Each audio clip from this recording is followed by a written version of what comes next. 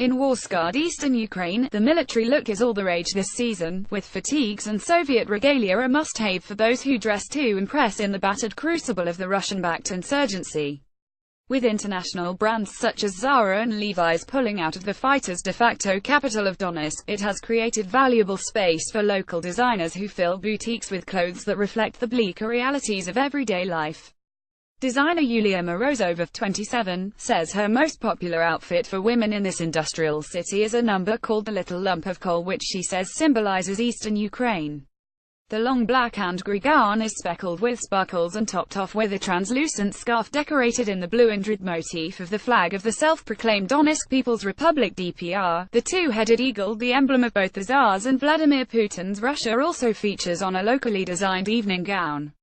The war in the European Union's backyard, which began in 2014, has claimed more than 10,000 lives, most lost to indiscriminate shelling and mines planted in exorbitant numbers by both sides.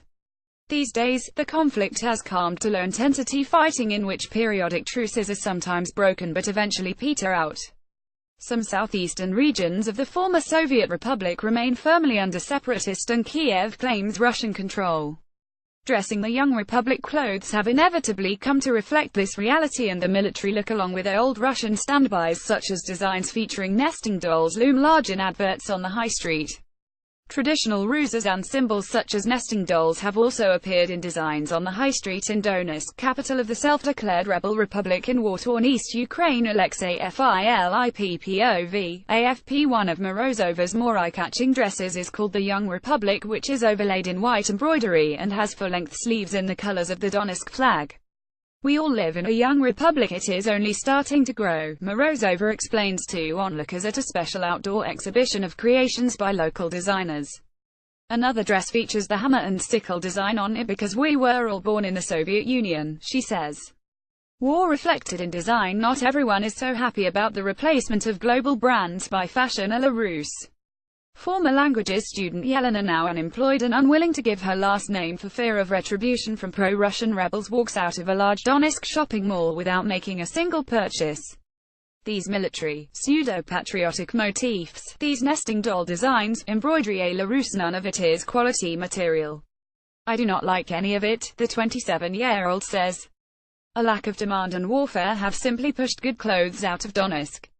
Some designers in Donetsk, the rebels' self-proclaimed capital in conflict-scarred eastern Ukraine, say their work has been heavily influenced by the ongoing war, which has claimed more than 10,000 lives since 2014. Alexei Filipov, AFP. The bustling city, which was once home to nearly 1 million people, has today been taken over by local businesses and a plethora of stores selling cheap knockoffs from Turkey and China.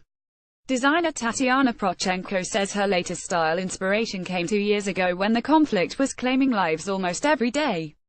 It was spring, trees were blooming, it was warm and beautiful outdoors, but the shells were exploding and people were dying, Prochenko recalls. The war has made a profound impact on my collection. Why wear camouflage? But she insists her designs are not meant to promote warfare.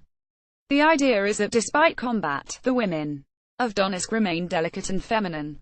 But shopper Yelena questions why women would dress in military outfits or wear politically charged flags of Russia and the two self-declared southeastern fiefdoms in times of war. The blue and red flag of the self-proclaimed Donetsk People's Republic (DPR) and the two-headed eagle featured prominently in designs showcased at an open-air fashion show in the rebel capital. Alexei Filipov, AFP. You need this type of clothing for camouflage on the battlefield or to express your patriotism, she says. But why would young women dress up in camouflage, and how can she help her country by pulling on a dress that looks like a flag? She shakes her head in disbelief. I think these things should be left for the politicians in the army men.